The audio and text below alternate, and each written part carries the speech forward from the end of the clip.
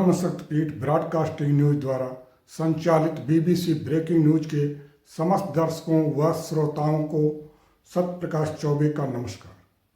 प्रस्तुत है आप सभी के लिए 24 फरवरी 2026 दिन मंगलवार सुबह की ताज़ा खबर।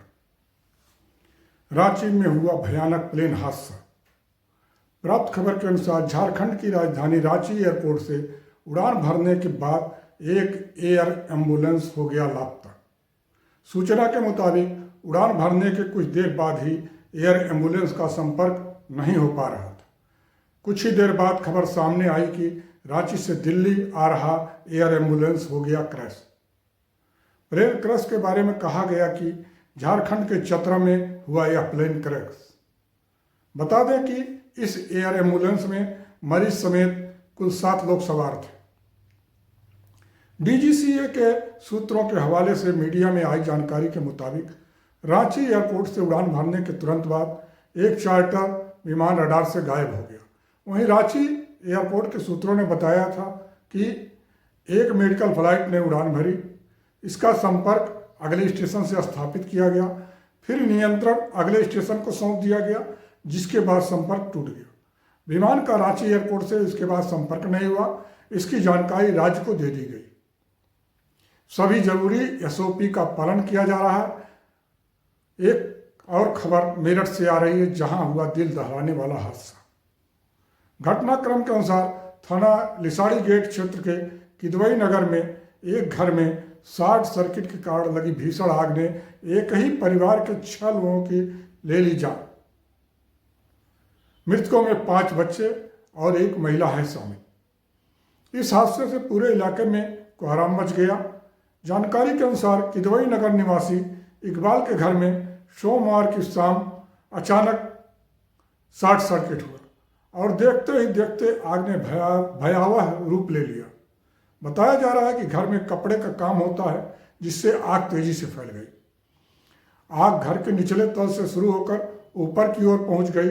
इलाका काफ़ी भीड़ भाड़ वाला और गलियां सकरी होने की वजह से छत के रास्ते झुलसे लोगों को बाहर निकाला गया और अस्पताल पहुंचाया गया, जहां उपचार के दौरान उनकी मौत हो गई। एक और खबर उन कर्मचारियों के लिए है जिनके खाते में जमा है पेंशन की रकम। प्राप्त खबर के अनुसार लाखों नौकरी पेशा लोगों के लिए आई है राहत भरी खबर। पता चला है कि बरसों से इनएक्टिव पड़े पीएफ खातों में जमा रकम अब कर्मचारियों को मिल सकेगी वापस। सरकार ने ईपीएफओ के इन ऑपरेटिव खातों में पड़ी अनक्लेम्ड राशि को संबंधित सब्सक्राइबर तक पहुंचाने का लिया है फैसला। इस कदम से 31 लाख से ज़्यादा खाता धारकों को सीधा फायदा मिलने की जताई गई उम्मीद। आधिकारिक आंकड़ों के मुताबिक ईपीएफओ के करीब 31,86,000 इन ऑपरेटिव अकाउंट्स में कुल 10,903 करोड़ रुपए जमा हैं।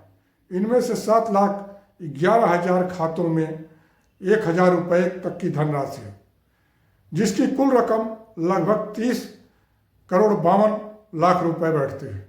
मंत्रालय का कहना है कि इनमें से कई खाते 20 साल पुराने हैं और पिछले 3 साल से इसमें कोई लेन देन नहीं हुआ, जिस कारण से वे इनएक्टिव हो गए।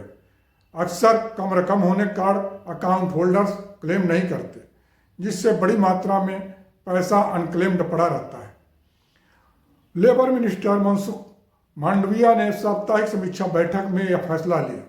पायलट फेज के तहत पहले चरण में करीब 7 लाख खातों की पहचान की गई।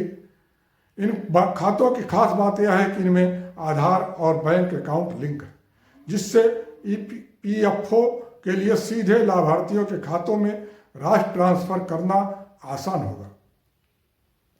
सरकार का मकसद यह सुनिश्चित करना है कि कर्मचारियों की मेहनत की कमाई बिना क्लेम के वर्षों तक न पड़ी रहे। एक दुखद खबर जनपद संत कबीर नगर अंतर्गत नगर पंचायत मगहर से, जहां पठान टोलिया निवासी शराफत खां जी की 96 वर्ष की अवस्था में बीती सोमवार की देर शाम लगभग 7:30 बजे हो गया निधन। उनके परिजनों ने बताया कि वह लगभग 10 दिनों से कुछ बीमार चल रहे थे।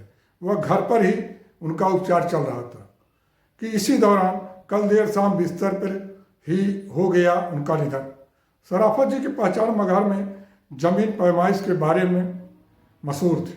पहले के लेखपाल मगहर क्षेत्र की जमीन की पैमाइश बिना उनकी राय व बिना उनकी मौजूदगी के नहीं किया करते थे। उनका जमीन पैमाइश करने का गुड़ा भाग इतना सही था कि कौन सी जमीन नक्शे में कहाँ पर कितनी है तथा किसके नाम से है वह बहुत जल्दी बता देते थे। बीते कुछ समय से वह घर पर ही रहते थे और इस अवस्था में भी कुछ दूर टहलते थे, परंतु होनी को कौन टाल सकता है। और वह अपने पीछे 2 बेटे कदीर अहमद खान व हाफिज को छोड़कर इस दुनिया से हो गए विदा। आज दोपहर बाद लगभग 2 बजे रेलवे लाइन निकट जोकैया मोहल्ले के पास स्थित कब्रिस्तान में उनका पार्थिव शरीर रस्म और रिवाज के साथ कर दिया जाएगा सुपुर्दे खाक। अभी तक आप सत्यप्रकाश चौबे से सुन रहे थे 24 फरवरी 2026 दिन मंगलवार सुबह की ताज़ा खबर। पुनः हम आपके लिए लेकर प्रस्तुत होंगे सच्ची ताज़ी खबर। तब तक आप बने रहिए हमारे साथ और देखते रहिए हमारे YouTube चैनल को। नमस्कार।